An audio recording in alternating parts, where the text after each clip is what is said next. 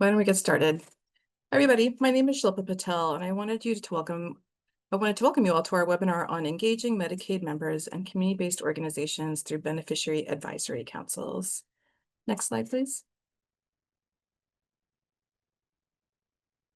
Throughout the course of the next 75 minutes or so, we will introduce you to the Center for Healthcare Strategies organization and the team who led this work in partnership with other great Medicaid and community-based stakeholders. And then you'll hear from two of our team members who will share some lessons learned from the field on building or strengthening beneficiary advisory councils, or BACs, within and across state Medicaid agencies. And then we'll have a conversation with state and community partners in Maine and North Dakota about their experiences with their BACs, and then close with some question and answers from the audience to those individuals. Next slide, please. In terms of some housekeeping, we welcome all questions. Please submit those questions via the Q&A icon located at the bottom of the screen. As I noted in the last slide, we'll ask those questions during the Q&A period. So feel free to pose them during the course of the webinar, and we'll hold those questions and ask those questions at the end of the webinar. Next slide, please. So I wanted to introduce you to the team who will be presenting in this webinar. In addition to me, you'll hear from Anna Spencer and Disha Williams from CHCS, as well as two of our team members from Everyday Impact Consulting, Vince Salas and Maiku Tao. Next slide, please. I also want to give you a little bit of an overview of our organization. The Center for Healthcare Strategies, or CHCS, is a nonprofit based in New Jersey that works with stakeholders nationally to strengthen healthcare services to ensure better and more equitable outcomes, particularly for children and adults served by Medicaid. Since 1995, we have worked in every state in the nation. We partner with state and federal agencies, health plans, providers, community-based organizations, and community members to make healthcare work better for people who face serious barriers to well-being. We work to advance more effective models for care delivery, more efficient policy and program design, and more equitable care and opportunities to address the obstacles that stand in the way for the people who face the greatest disparities. Next slide, please. And so before we go into the conversations, I just wanted to give you a quick overview of the Beneficiary Advisory Council Learning and Action Series. Next slide. So this work builds on some existing structures in Medicaid agencies, which was catalyzed through CMS rules that established new requirements for states to create two new advisory groups, the Medicaid Advisory Committee and the Beneficiary Advisory Council. The MAC replaces the previous structure, medical care advisory committees, with new requirements on scope, purpose, and composition. And then the BAC is a new group, which we feel will significantly change the role members will play in shaping Medicaid policies and programs. And I will turn to Anna for the next slide on the Beneficiary Advisory Council Learning Collaborative. Awesome. Thank you, Shilpa. Okay, so actually we'll just go back to the previous slide, Emily. So the CMS rules released in 2024, as Shilpa said, really changed the way members, or the way CMS envisioned members participating in program and policy design. So the Medical Care Advisory Committee replaces the Medicaid Advisory Committee replaces the Medical Care Advisory Committee. This has been around for decades, I think since the 70s, and there's really a recognition that there's wide variability in MCACs in terms of staff composition, frequency of meetings. So the new rule really sought to bring some rigor and standardization to states on that advisory committee. And in addition to the MAC, there's the newly created Beneficiary Advisory Council, which is a member-only group. The only requirement is a connection to Medicaid, so past and current members, individuals who are family members of Medicaid members, as well as caregivers. And as part of the MAC, members are required to sit on the MACs. And so some of the BAC members will also participate in the MAC. Other regulations within the rule include term limits. So states have some flexibility in terms of term limits, but individuals are not allowed to serve consecutive terms. Meeting frequency, states are required to hold these meetings at least quarterly. And also new regulations around transparency. So states are required to post meeting materials, meeting times, minutes on a publicly facing website, as well as produce an annual report that really details what these two advisory groups have covered over the year and how Medicaid is addressing both MAC and BAC concerns. And so next slide. So really, CHCS in support of states furiously having to create BACs convened a learning collaborative. And so just recognizing the participating states, we worked with Alaska, Maine, Michigan, North Dakota, Oregon, and Virginia. And the focus of the Learning Collaborative really was to build states' understanding of member engagement and advisory group best practices. Some of the states had pre-existing member advisory groups, but there's always a lot to learn. Facilitating internal culture change to increase organizational commitment related to Medicaid member engagement. So really creating that leadership buy-in. Developing processes and structures to ensure that back input is meaningfully translated into action on the part of Medicaid. And a really unique part of the Learning Collaborative was supporting a partnership between a community-based entity and the Medicaid agency to bring Medicaid lived experience into the design and implementation of the BAC. So next slide. So states just had a tremendous amount of work to do over the year. So by July of this past year, or at least within the first quarter, states had to convene their first Beneficiary Advisory Council meeting. But milestones leading up to that included recruiting members, drafting charters and bylaws, creating that publicly facing website that I mentioned. And so there was just a lot to be done, and the CBOs that participated in this project, so CHCS provided a small grant. Can I have the next slide, please, Emily? The CBOs, there was a small grant that CHCS provided to really support states in reaching these milestones. So there's a wide range of CBOs that were part of the project, including child advocacy organizations, CBOs working in the behavioral health space, population-specific CBOs. So for example, some serving Spanish-speaking communities and rural communities. And so in support of these BAC milestones, CBOs did a number of activities, including hosting focus groups and listening sessions and surveys, outreach and recruitment. So getting the word out within their networks, co-creating promotional materials, just to really let community members know about the BAC opportunity. A number of CBOs were very involved in sort of developing the BAC charter and bylaws. And then some states or some CBOs also were supporting member onboarding. So developing sort of little curriculums or modules really to prepare BAC members to come to the meetings sort of with a full understanding of the Medicaid program, sort of policy development, budgeting, etc. So next slide. So some of the partnership lessons that we sort of gleaned throughout the project. As we saw, you know, CBOs can play a number of different roles in engagement activities. But sort of ongoing, CBOs can really kind of be staff extenders to Medicaid back staff, supporting back operations, meeting facilitation, the sort of member and staff capacity building. So there's lots of opportunities for CBOs to step in and be sort of partners and supports to both Medicaid and the back members that are participating in the back.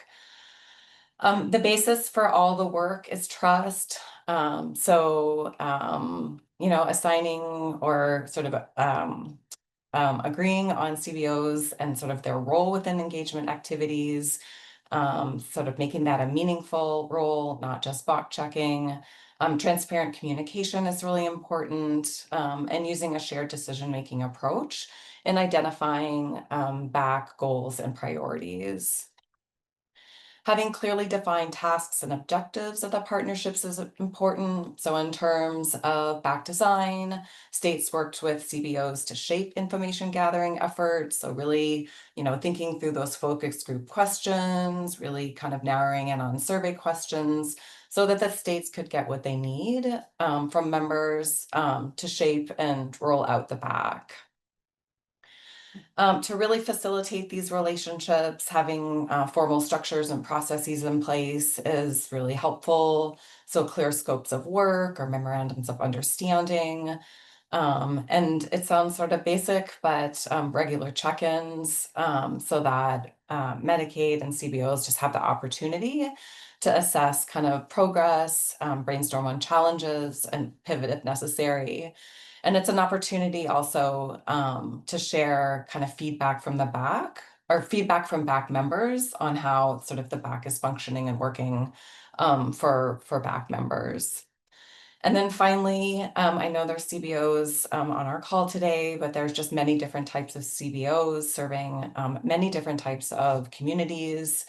And so in terms of partnership, really sort of taking an assets-based approach and understanding CBO strengths so that you can match the expertise to the back and more broadly member engagement goals that sort of Medicaid is trying to achieve.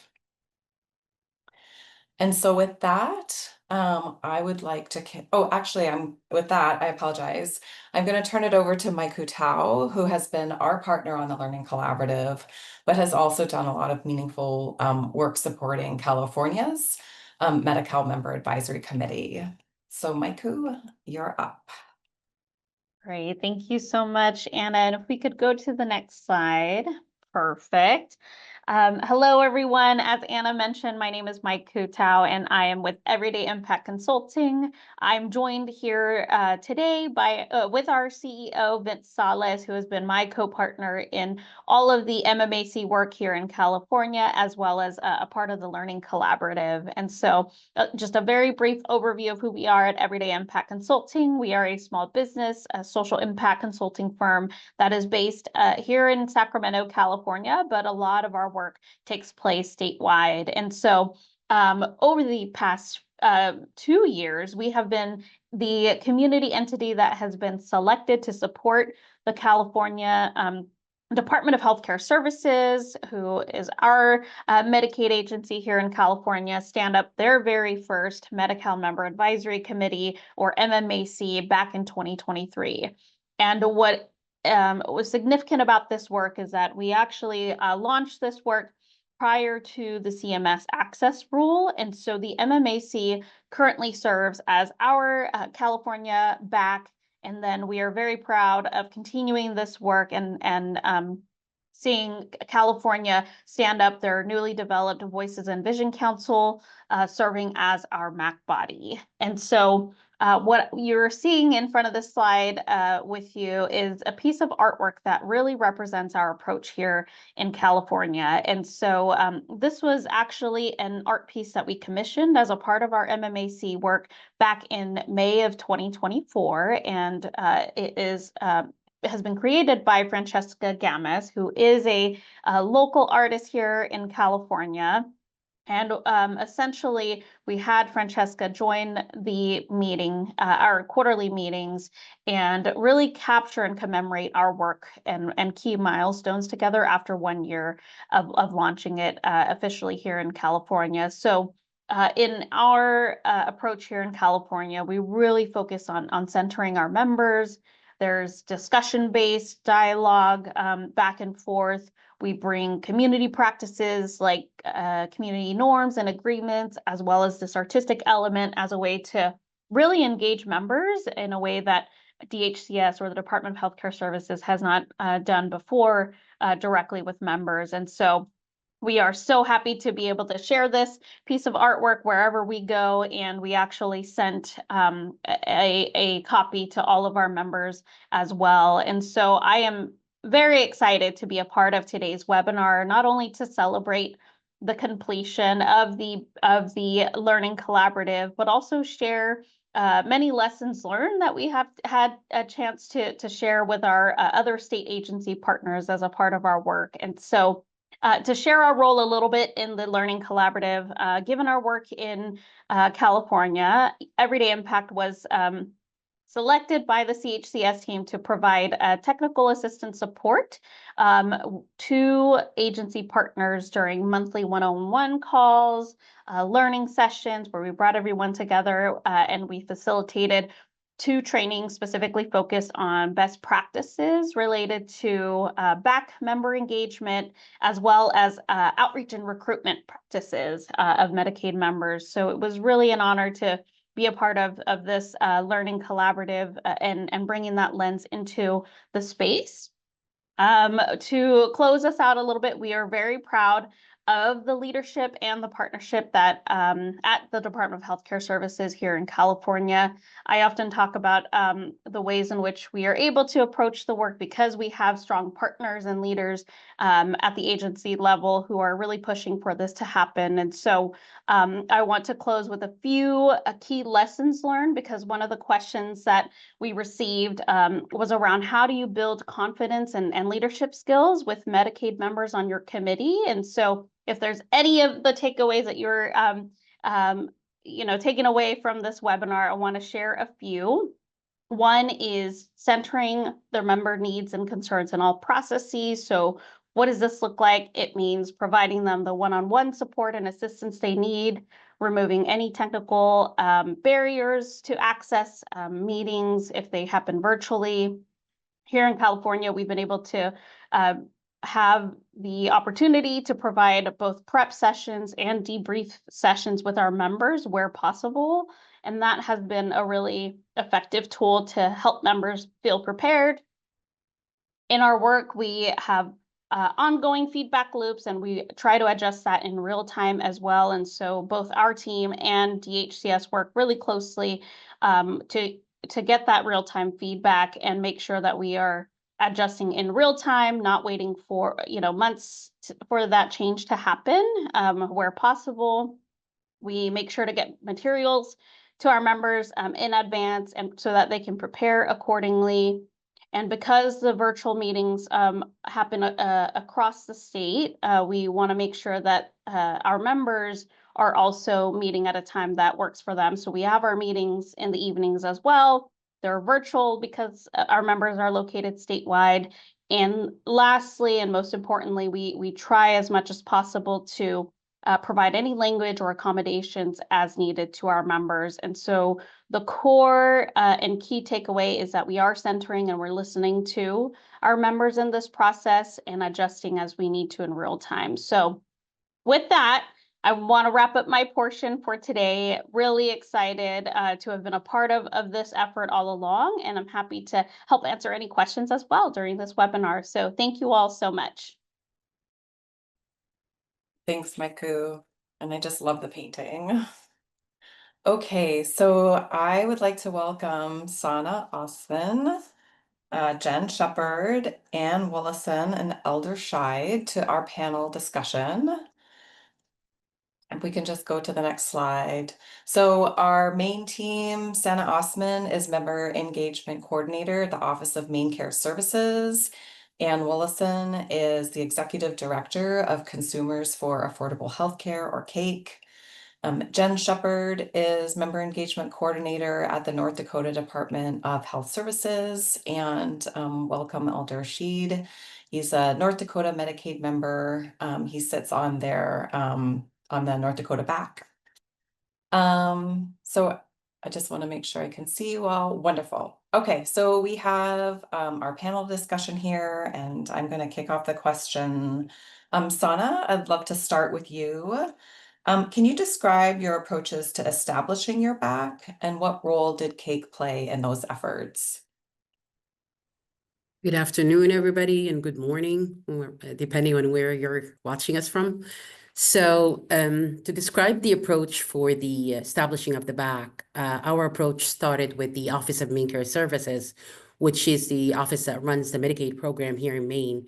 They established the key structure of support, including 2 dedicated positions. The first one was my position, which is a member engagement member engagement manager, and the one another position that I manage is a member engagement coordinator, and these 2 roles were created to help support the BAC. The office also developed a reimbursement process to compensate members as they attend the meetings. So the idea is the process was created to have the members listed in as vendors, and so they will be able to submit invoices to us, and then we can pay them compensation for attending these BAC meetings. And thanks to CHCS with this learning collaborative, we were able to, with the funds that we got, we were able to pay members to be able to attend the first few meetings of the BAC. So for the BAC itself, what we focused on mainly is to make sure that there's a diversity within the group, within the council. And so when we were going through the application, we were looking at members' geographic location, the types of services that they were using, the Medicaid coverage that they had, and even racial and ethnic backgrounds, age.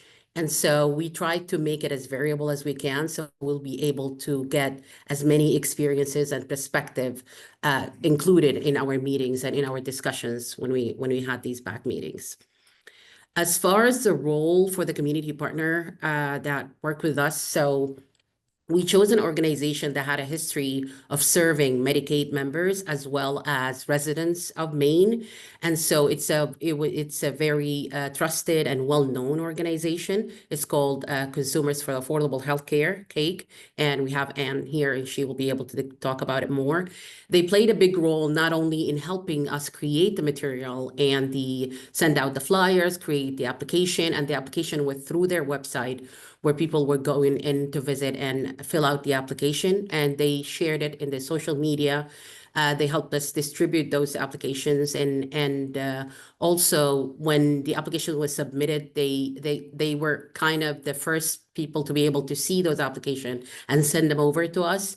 And they also joined one of our meetings to provide us with an educational session, which was an overview of Medicare or Medicaid.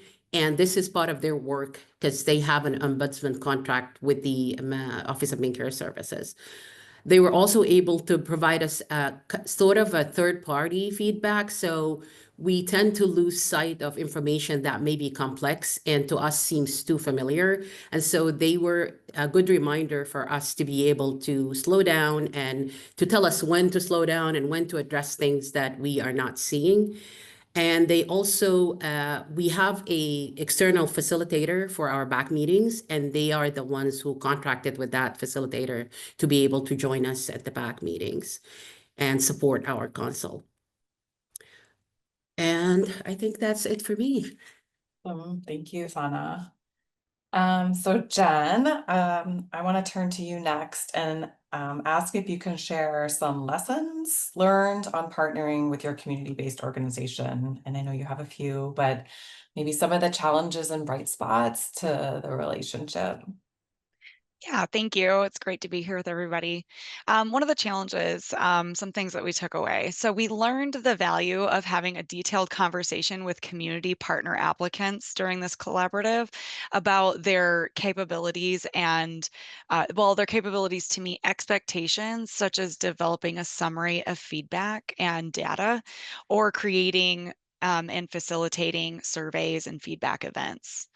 We also learned where we needed a clearer understanding of the mission and who was responsible for which tasks. Just given that this was the first go around for everybody involved, it was a big learning curve, but it was still very valuable. We got a lot of great benefit out of it, as well as some lessons learned. So as far as some takeaways and maybe some interesting lessons to take forward for other states, I would say definitely develop a very clear goal and an approach to meeting that goal.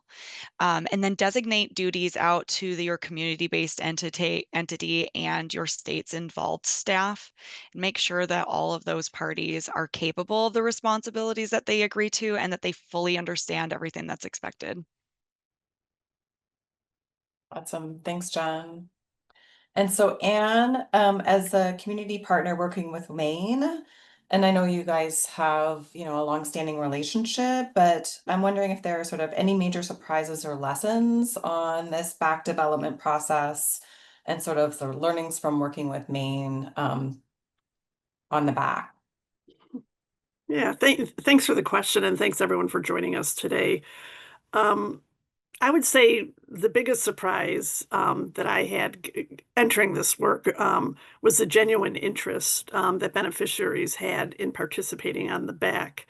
People who really wanted to participate on the back and use their voice to do what they could, not only to improve the Medicaid program in Maine Care, but also to highlight what works.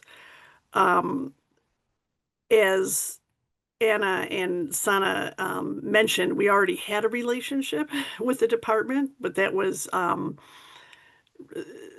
ombudsman work. So a lot of our communication and work with the department was more around identifying barriers that we felt needed to be addressed in order to improve access to healthcare on behalf of the beneficiaries. So this was a nice way to be able to work with them collaboratively in the effort to have beneficiaries also work to improve the program. The commitment of the Medicaid agency to collaborate, engage with us in recruiting members for the council and in designing and establishing the BAC has really been extraordinary.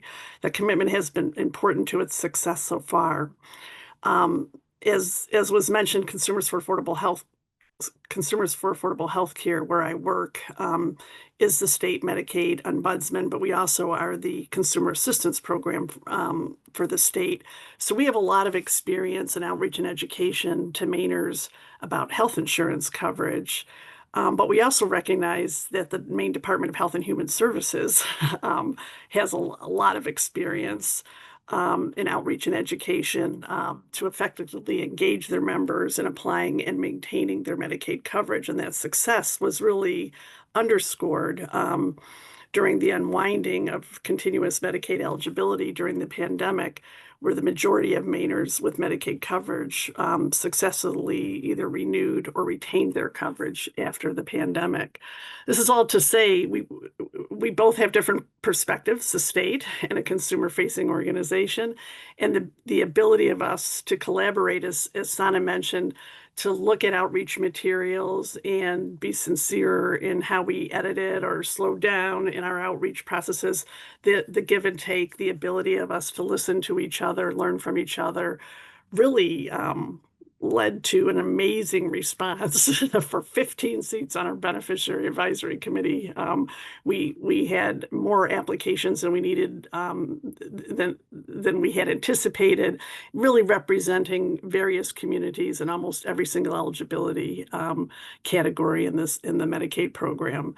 So I think the only other thing that I would mention that I'm surprised about, but attribute this collaborative approach to, is that members, for the most part, have actively participated in meetings, and members also want to participate on the Medicaid Advisory Committee, which is just kind of astounding to me that people want to volunteer their time in the effort to have their voices heard to improve the program, but also, and this is a hook for states that may not be seeing success or engagement with their beneficiary advisory councils is to also highlight what is working. I mean, we hear so often about what's not working, but for state agencies to be able to hear what is working and how they can share what is working and use that information to improve the program, I think is really helpful. And it also helps members of the Beneficiary Advisory Council feel like they're being heard. And there's so much more I could say about it, but I hope that's helpful. Awesome. Thank you, Anne. Okay, Elder. As a member of North Dakota's BAC, I wonder if you can share a little bit about your motivation for joining the advisory committee, but then also what lessons or experience would you share with states on the line who are recruiting and building BAC structures to support members' needs on these advisory committees? Well, first of all, I just want to say that I come to this from a very different perspective because I had no Medicaid connection other than my son has received Medicaid services for many years. And I was asked to talk about how I thought you could recruit people to the organizations. And I think one of them would be to reach out to organizations in the state, in your state, that provide services to Medicare people. Those, and maybe the board members of those organizations might be very useful people to reach out to because they probably certainly have the ability to communicate, and they have the organizations to find out what kind of issues the organization maybe has. Just my own story. I was recruited by a legislator in North Dakota, and we were just having a conversation about some issues that I was having with Medicaid, and so you have to be careful what you ask. But she says, well, we have this organization in the state, the BRAC, that they're trying to bring up to speed, and unfortunately that meant Jen was stuck with me. But she said, get involved, try to give them some feedback. And that's really how I felt, was that it's really important for me to help the Medicaid people to see what our issues are. And I think that's been good.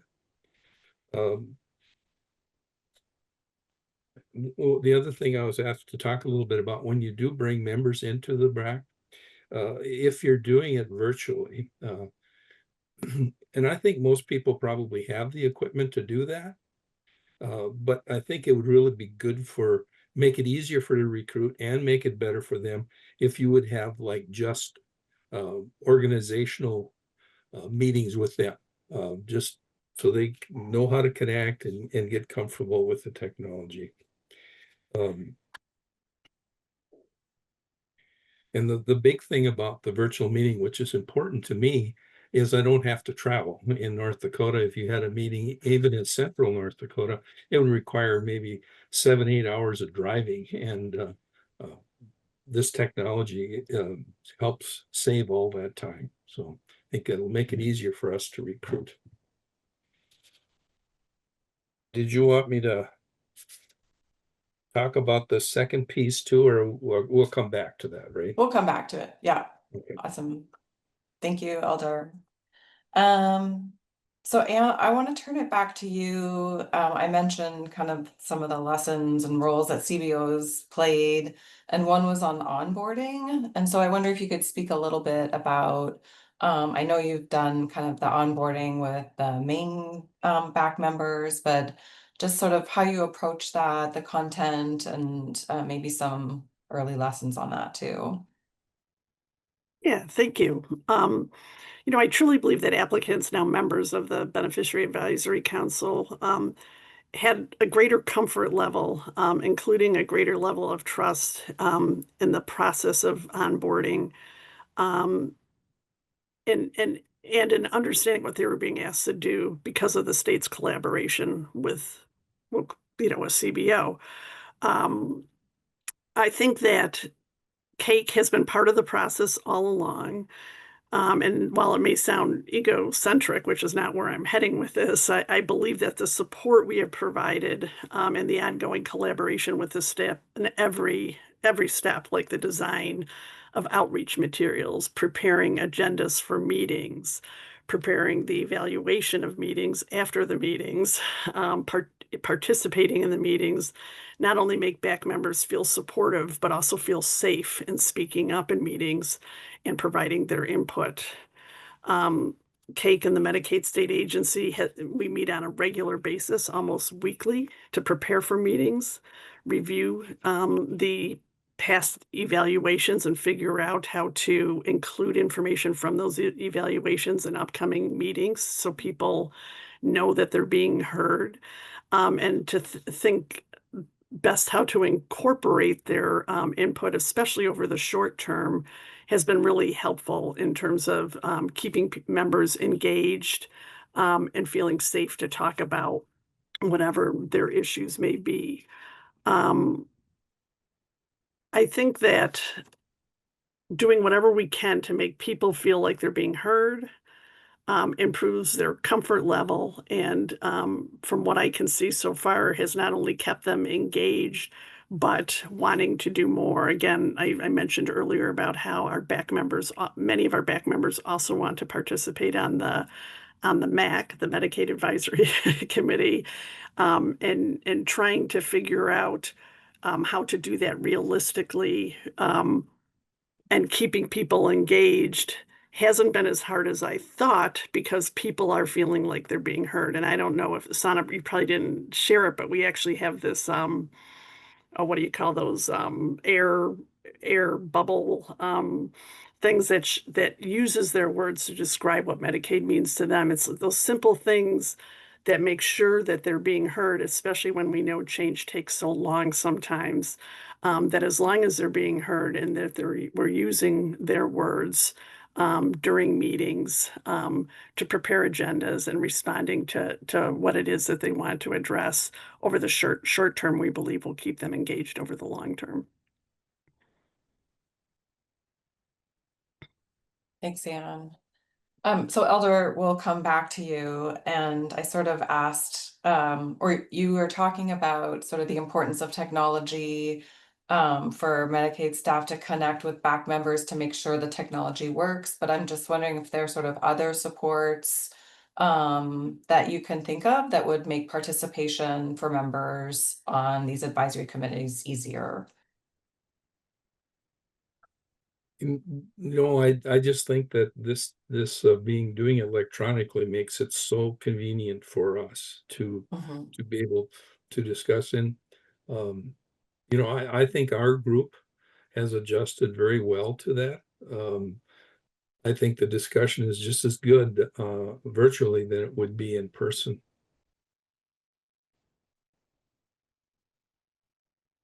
So did you want me to talk about a little bit why I decided to do this? I would love to hear it. Yeah.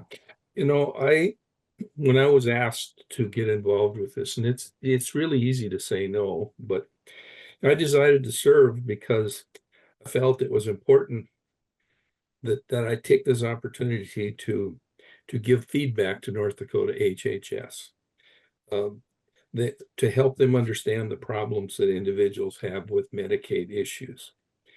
I think that it's important that they hear from us and to really understand what the problems that Medicaid users encounter. The people, and I don't say this critically, the people that come to work for Medicaid organizations, they all come to that job with their own opinions, and that's why I think it's important to hear from us, so that we can express to them what our needs are. It's just, I'm not saying that their ideas were wrong, but they also the Medicaid people need to understand what their needs are as individuals. You know, I had been involved with Medicaid for many years with my son. He's received service for many years, but it's really a different perspective to be having these conversations about what Medicaid staff deals with from the other side. And one of the big things, message that I think that I try to share with Jen and Medicaid in North Dakota is that HHS has to be flexible to make it easier for people to access the benefits that are available. And I understand that HHS can't be everything to everyone, but listening to people about what our concerns are can solve a lot of those problems. And sometimes that's all that really needs to be done, is if we feel like we've been heard. The one thing that's very difficult, and we've talked about that, is that it would be really nice if Medicaid at the state level could make it possible for individuals to have one-on-one conversations with an individual when we have a problem, to be able to at least understand what our options might be. And then I just have one other comment that I think I forgot to mention earlier, was when we talked about how to recruit people. I think that the way that I by accident was contacted was by a legislator. I think if you would reach out to your legislators in the area where you want representation, particularly seeking out the legislators that are in those health services committees at your state level. Those people know who the people are in their districts that could be useful in these BRAC committees. Thanks, Alder. And we have talked a lot about outreach and recruitment, but that legislator, I appreciate the tip because I think that's a great suggestion. Okay, so Jen and Sana, both a question for you. You spent the last year designing and implementing your BACs, recruiting members, vetting your charters. I'm wondering if you can speak a little bit about what your goals are for the BAC in the coming year and what the long-term vision is for having the BAC shape Medicaid policy in both North Dakota and Maine. So Jen, I will turn it to you to kick it off. Sure. Our goal for the next year in North Dakota is to first reflect on the feedback that we've gotten from our members and then determine next year's focal points for BAC work. We'd like to maybe focus in on a couple of main points gathered from their feedback to see if we can do a little bit more focused work for a bigger impact in those areas. And our long-term vision is to go beyond informing members and reducing barriers within member resources, such as making more impactful change. One example of, I guess, going beyond the work we're already doing is to make a more impactful change on policy and available services, how members are experiencing getting those services. So our BAC right now is starting out a little lighter with finding out where information needs to be accessible, what information we need to be putting out there to let members know that they may already have some resources available to them. We may already have staff in place to help them with whatever areas they may be suggesting that we need to staff up. And sometimes it's just a matter of informing people that we do have these resources available. Sometimes it's a matter of making sure we get those resources available to them. So yeah, we'd like to go a little bit further on now in our full second year and really start to focus in on policy impact. That's great. Sana? Yes, and for us, of course, we just started, so we have like 3 meetings so far with our BAC members, and our goal is to first make sure that the BAC members are well informed with what type of services that Medicare provides, and also they're able to know how they can shape and improve the quality of these services, and what is it is in their hands, and what is it that's something that we cannot change or we cannot do anything about it as state. And so, and our long-term goal is for the BAC to evolve into a trusted partner, to be able to shape the policies and to make sure that the program reflects their lived experience and their insights and all the people that we serve. And over time, we really want them to become like a voice of accountability and a voice of innovation, where they're able to bring in fresh ideas and perspective to improve the Medicaid program, and also guarantee like equity within main care members and equity in making the decision for the Medicaid program in the state. And then another follow-up question. Actually, Anne, I realized there was just a question that I glossed over, but as a CBO, what would you share with other CBOs looking to partner with Medicaid agencies on member engagement activities, including the BAC? Good question, and I could go on and on about it, but I think one thing CBOs and states what they can do where BACs maybe are not actively engaged, or where state agencies may not be as willing to collaborate with CBOs, is to, reach out to their state agency staff, or maybe consider working through your Medicaid Advisory Committee to highlight where BACs have been created and are working effectively to improve Medicaid programs, and the role of CBOs in achieving successful engagement. I think I can't remember who it was, maybe Elder, who mentioned talking to legislators on the Health and Human Services Committee in your state and highlighting that this is happening.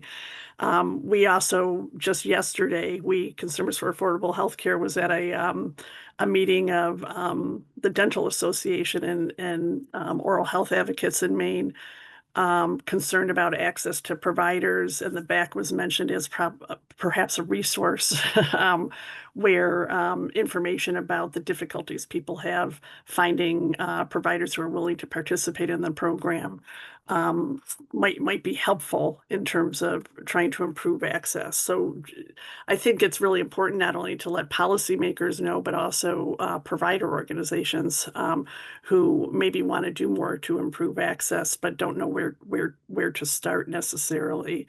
Again, I think that BAC can also provide information on how Medicaid coverage is working well, and that can be a hook to getting state agencies to engage with CBOs, perhaps in having a more effective BAC input. And I think letting them know that there are models in place and that there has been success in getting Medicaid beneficiaries to engage in this work can help to nudge state agencies that might be hesitant to collaborate for whatever reason. And then, again, I think it's really important to engage BAC members in providing input and sharing that input back with them, but also letting them know how that information is being shared with state agencies. It's really important for them to hear that their voices are being heard. This is what you're telling us. But it can't stop there. I think it's very important for BAC members to know that it's going beyond what they're talking about in the council meetings, that information is being relayed to the state agencies.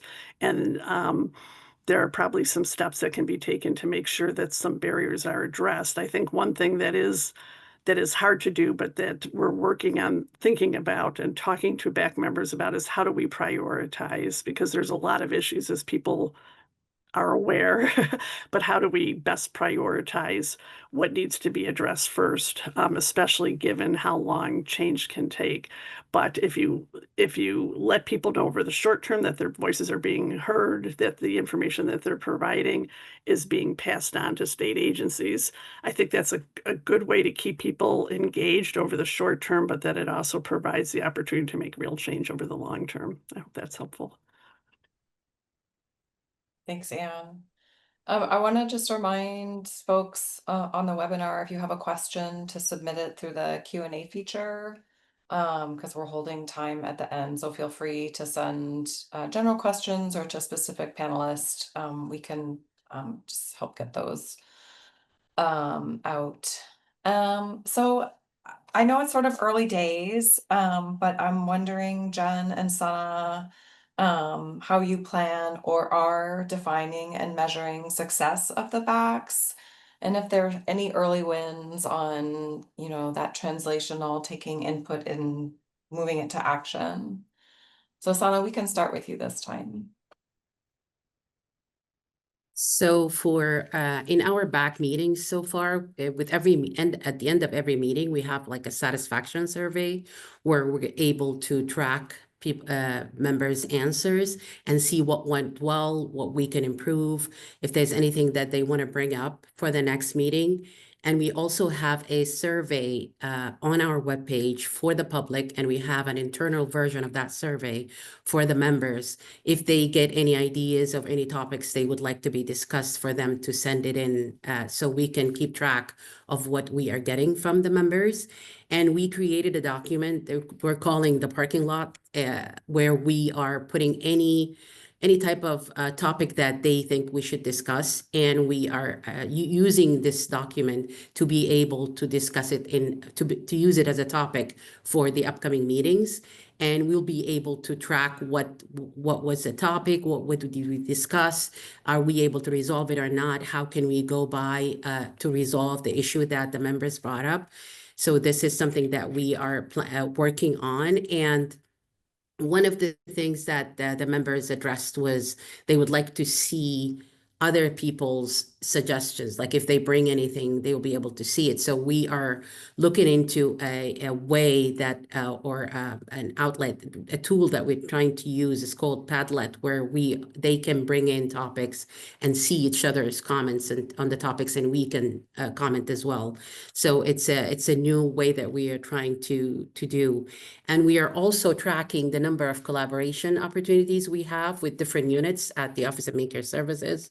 So when we ask any staff member from a different unit to come and present, we're tracking these opportunities and what came out of it. And that's another way to know what have been discussed in these meetings. And also we are working in a process to have the BAC members who are now joining the MAC to be able to report out to the MAC, and then let them know what came out of that reporting and the topics they brought up to the MAC, how they were addressed, and bring it back to the rest of the team. So we have 6 of our group now joining the MAC meetings, and they'll be able to report out on what's going on with the MAC meetings and bring back whatever they got from the MAC meeting. As far as early wins, one thing that with one of the meetings, we asked members to go into our webpage and look at the webpage itself, the way it's set up, accessibility, the way is it easy to navigate, is there any missing information? And we did ask them to come back with any recommendations that they had. And so, like I said, the Padlet outlet or tool, we're working into letting them use it so they can see each other's comment, and we'll be able to address these comments as far as the webpage. And this was just for our last meeting, so we still didn't do anything. We got some responses, and we are looking into these responses and see what we can do about the webpage.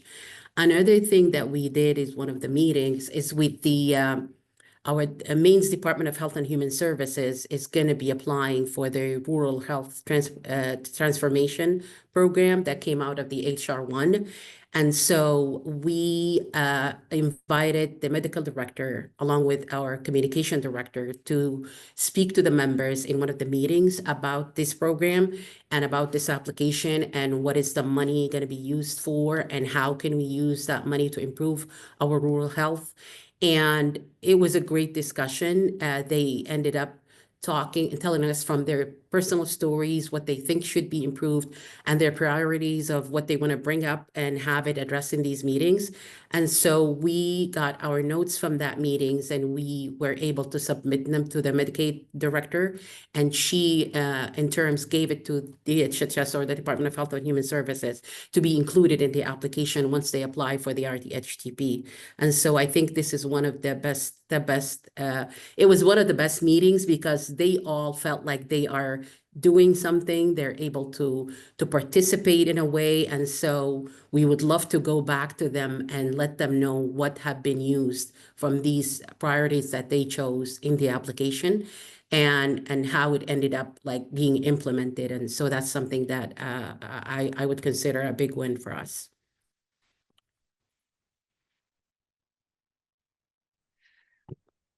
Donna. Oh, would you like me to go ahead Yes, and answer? sure. Okay. Yeah, thanks, Jen. All right. Yeah. So we are currently defining success as reaching goals developed by BAC suggestions for change. So we're tracking our successes by keeping a record of all the suggestions that our BAC members have made. And then we're recording dates and details of any actions that were taken toward those suggested goals. At our last meeting of the year, we present our BAC members with a list of accomplishments and work highlights that we've made throughout that year, and to kind of reflect on a little bit of our work. Our largest areas of impact included developing a member handbook and production of member newsletters, just to inform members of some of the things that we found out or things that have changed. We've been working to make sure that our handbook offers the correct amount of information, necessary content, and an accessible layout.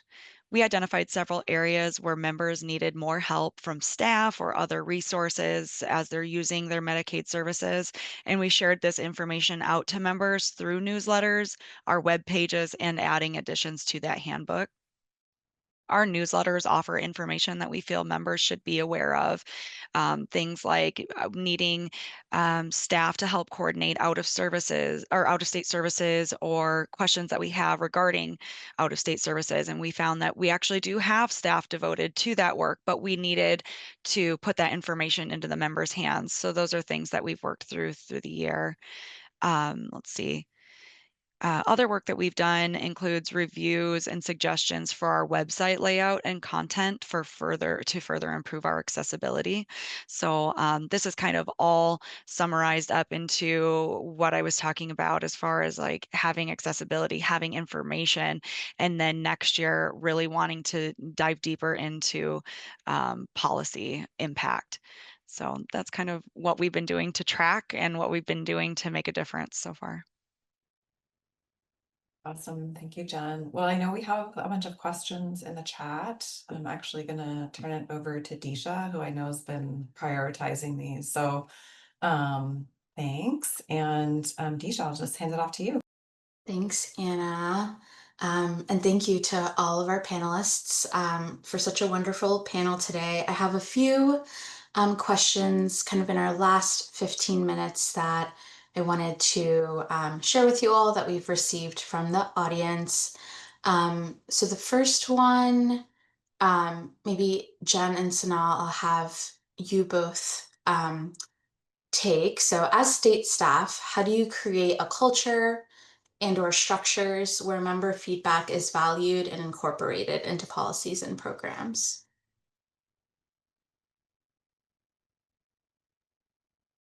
I can go ahead and start. So as far as creating a culture where members feel like they can share and be comfortable, I think the biggest thing we focused on was size. We wanted a group that could help represent a diverse member body, but also small enough to not be too intimidating. We also created an environment for our group to meet based on no assumptions that anybody had any committee experience or any Medicaid knowledge beyond just the basics, as most members might have.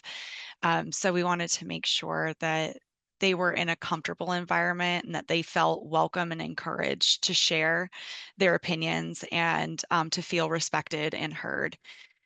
We also encourage feedback on that. Let's see, did I answer the question? I feel like it was kind of a part 1 and 2, but Yeah, no, thank you. And so Okay. I'm off mute as well. Would you like to share?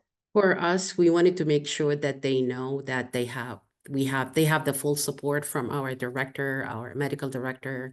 So they joined our first meeting, introduced themselves, talked about a little bit about themselves, and people were able to talk to them and ask them questions. And so that was something I think that just for them to realize how important their role is, and we are all hoping that they will be able to continue on with us and engage with us, and how grateful we are for them to join this group. And so that, I think that was something that we tried to create. And one of the things I think I brought up at the meeting is I said, I want you to consider this as your home.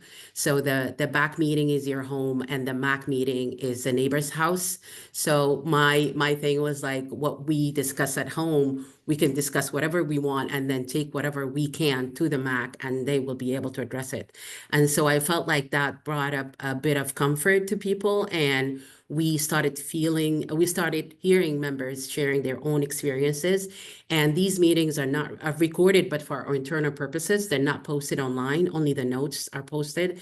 And so that's something I think created sort of a comfort, and so and being able to share whatever information that they have and not worry about it being outside. And we made sure that everything is shared is confidential, and it shouldn't be shared outside with any other members. And that's something that we wanted to make sure that they felt comfortable joining us and being with us in this meeting. Thank you both for sharing. That was super helpful. So I have another question, and this is for all of the panelists. So maybe, Anne, we can start with you, and then Elder first this time around. And I know you all shared, you kind of, relate to the BAC differently and have different roles. But so within your role, what challenges have you encountered, and what advice do you have for someone who's navigating those challenges? Yeah, that's a great question. Thank you. I think our biggest challenge is probably that I don't want to say we're struggling with, but thinking about, is to make sure that everyone has a chance to speak during our meetings. Our meetings are 2 hours long, and because people want to be engaged, sometimes we feel like it's the same people who are providing input. So trying to figure out how we can get others who we know want to talk, because after the meeting, we might get an evaluation saying, I wanted to say this, but there wasn't enough time to say it, right? So trying to figure out how to make sure everybody gets an equal shot during meetings to share their stories or provide input. I think I don't want to say it's been difficult, but it's something we need to remind ourselves about, and we need to talk to members about at the beginning of every meeting, and really try to tease out people who may be a little reluctant to just jump into a conversation. So I think that, and probably just just trying to figure out how to support members in the meeting process, right? And figuring out how much information is too much information. We provided a training with them about different eligibility categories, which was whittled down quite a bit, but some of the feedback we got from them was, that's too much information. We don't need that much information. And again, we let them know we heard what they had to say, but I think trying to figure out how much information is needed to engage members without providing too much information, and then making sure that every member of the committee gets to share their voice during meetings. And we're working on that. And I don't know, Elder, if you have things that you want to say about that as well. Can you just quickly repeat the question for me, please? Yeah, so thinking about it in terms of your role in relation to the BAC, but what are challenges that you have encountered, and what advice would you have for someone who is navigating those challenges? My first comment is that I didn't know what I didn't know. And I think people need to go into it with that understanding that there's going to be a learning curve, and we just have to be patient with the new members, encourage them to ask questions, and we as members have to also understand that's the only way we are going to have any success as a committee, is if we participate. Some ideas might be good, some might not, but the important thing is that we have to participate.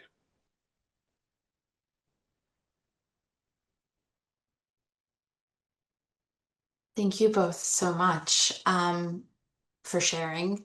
Sanaa or Jen, would either of you like to go next? Sure. Yes. Oh, yeah, Go you go. ahead.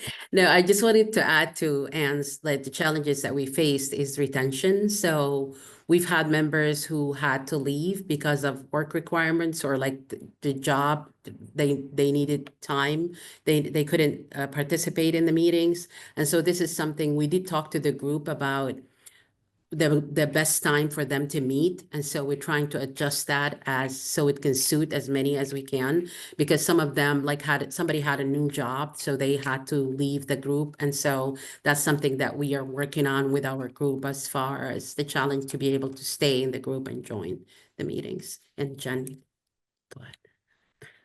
Yeah, one of the challenges that I have in my position is still trying to fill seats in our back. So quite the opposite of Maine, where they got so many applications. In North Dakota, we're still trying to reach our people and encourage them to embrace that self-advocacy. So what I am doing is just really trying to keep that concern very relevant and very up the top of the priority list. And I do that by constantly trying new techniques, having an open mind and taking suggestions. Elder and our back members have made suggestions that we're going to be trying out on trying to identify some new potential members, getting people encouraged to apply for this committee. And then I continue to make it important in my role. I add it to my annual goals. I talk to my supervisor about it regularly. We continue to try to brainstorm based off of suggestions and from the back and others, meeting with other states to discuss who else has had these challenges and what they've done to get around them. So forming that support group for myself, keeping it relevant in my day-to-day, and being open-minded and taking suggestions from our members. Well, thank you all. I know it's really easy often to share the wins. So thank you for also sharing the challenges and being so, transparent. And it's been so interesting to hear kind of with your different roles, all of the different topics that you're navigating. So thank you. Um, we have another question that I'll welcome our panelists to share, but I think I'll welcome Vince and Maiku to chime in for this one as well. So how does EIC build confidence and leadership skills with your Medicaid members on your committee? Hi, everyone. Yes, I am happy to chime in, and then Vince would love for you to, of course, also share. I think the biggest thing, as we've heard in today's webinar, is really centering what those needs are and listening to our members. And so I'm happy. I know I spoke to a few of those lessons, and so I'm happy to pass it to Vince as well to share some wisdom. Thank you, Maiku, and thank you for that question, Disha. I think part of the way that we are able to build confidence and leadership is really preparing them in advance, right? So we spend a lot of time in the prep session helping to craft an agenda that is responsive to their needs. So as Maiku said, really centering their priorities and needs as members of Medi-Cal. And then afterwards, after the meeting, which is done quarterly, we also get their feedback again, to create a feedback loop between the members, the personnel and leadership at the HCS. So we ensure that we listen and that they feel like they've been heard. So that goes a long way in building trust, leadership, and their own participation, right? We also um, engender more participation and leadership when we think about how facilitating the space. So Maiku is an expert at this and really looking at facilitating spaces of equity so that everyone has a time and space to be heard and to be seen during the quarterly meetings.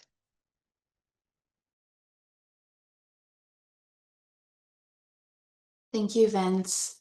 Would any of the other panelists like to share about how they support building confidence and leadership skills with members?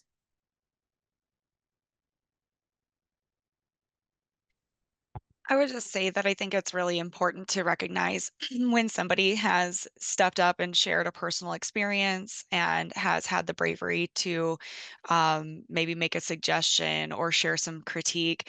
And I think that that needs to be celebrated and respected. And so I hope that that's something that our members feel that they're getting from our committee. And I know our states have shared, the end of year survey idea, or having that survey at the end of every meeting. And that's something that North Dakota will likely be adopting as well. I think it's a great way, especially if you can make it anonymous, so that people can feel very safe in sharing their honest feedback. But yeah, creating that environment where you can appreciate and celebrate and respect the feedback that you're getting, just empowering your members to continue to do that. And I'll add to that is also giving different means of them to share. So we let them know that they can either put something in the chat, they can unmute and say whatever they wanted to address or say, and then they can email us at any time. If they want a one-on-one, they can also talk to us, and if they want to talk to us, if there's anything that they want to discuss separately.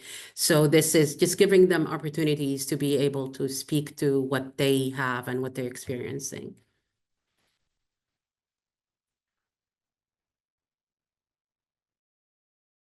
Yeah, and I'll just add really quickly, I think that's part of the why CBOs are so important, because it's not just people talking to state agency staff. They also know that there's somebody who's been with them all along the recruitment process, the application process, the onboarding process, and there is another entity besides a state entity engaging with them, hearing what they have to say, sharing information, and justifying some of the things that they're saying. So I think that's just, it just highlights how important the CBOs can be in generating really genuine engagement. Thank you all. So I think maybe we have time for one more question. Mike and Vince, I invite you, to continue to chime in. So the question is, how do you recruit and retain representatives of marginalized communities? So Indigenous, people from the disability community who might speak English as a second language.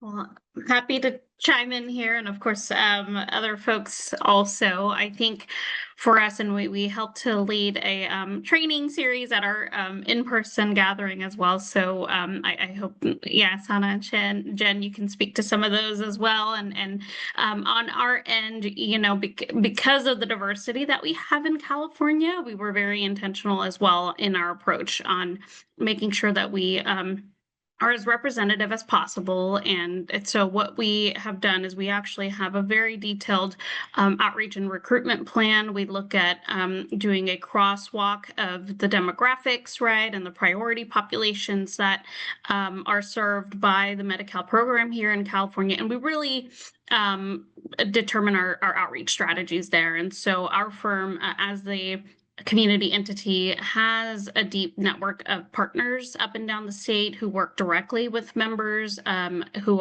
identify within these populations. And so that really is our approach. We really move through our trusted messengers, our CBO partners, to actually get the message out. And here in California, we actually have 2 languages that are represented on our, that we would like to have represented, and we do have on our MMAC, which is Spanish and Vietnamese. And so right now we do have 2 monolingual Spanish speakers, and we envision in the future years to come that there will be more languages as well that we would accommodate given the diversity in California. So we really want to look at some of those key priority populations who are their trusted messengers, and that was our outlet to reaching them and getting them to apply and eventually onto the committee itself. So I don't know, Vince, if you had other takeaways you'd want to share too. The only thing that I would add to what Maiku shared is oftentimes, because California is such a big and populous state, when we reach out to different organizations that might have direct access, for example, to the Vietnamese community or, the Chinese community, we would have to talk directly to the community-based organization and have a conversation with them. Because then we set the right expectations for participation. We provide, the framework as to in-language access that they might need, any support in terms of onboarding them. So frequently, we also have to build relationships with those specific community-based organizations because while we're based in Sacramento, there might in North California, there might be a CBO in San Francisco that we have to speak to directly, right? So they can refer members to this committee or in San Jose or in Southern California. So we rely on the vast network that we have already utilized, for example, for different campaigns. For example, we did a Vaccinate 58 campaign. 58 is all counties in California. So we have that network, but we still need to ensure that those who are getting on are in a space that they can trust. So we also need to build trust with a community-based organization that is frequently making those referrals to us. Thank you so much, Vince and Maiku. And so with that, we're actually at time. So as we close, I'll ask my colleague to just pull up our final slides and invite you all to visit our website to explore additional tools and publications, learn more about our ongoing work, and subscribe for future updates and new resources. You can also explore our Community Engagement Resource Center, which brings together our full collection of materials on member engagement. And lastly, thank you all for joining us today, and a special thank you to our panelists. We really appreciate your time and your continued partnership in advancing this work. Thanks again, all. Have a great day.